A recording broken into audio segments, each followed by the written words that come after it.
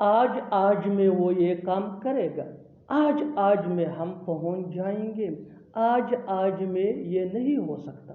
ऐसे जुमले हम अपनी डे टू डे लाइफ यानी रोज़मर्रा ज़िंदगी में ज़रूर बोलते या सुनते हैं। इन जुमलों में हम कह रहे हैं आज आज में, इसके लिए आपको यूज़ करना होगा इंग्लिश में वेदन टुडे।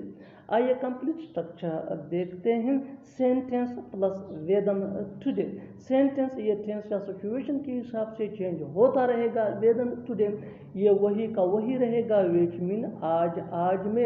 अच्छी तरह समझने के लिए कुछ मिसालें देखते हैं। आज आज में वो ये काम करेगा। He will do this work within today. He will do this work within today.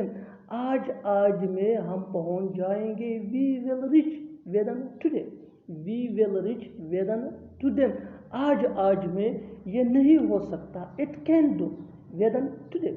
It can do within today. बिल्कुल हम स्ट्रक्चर को स्टेप बाय स्टेप फॉलो कर रहे हैं। आप भी इस स्ट्रक्चर की मदद से सीख सकते हैं, बना सकते हैं। ऐसे बहुत से जुमले अंग्रेजी जुबान में आसानी say that can be really helpful.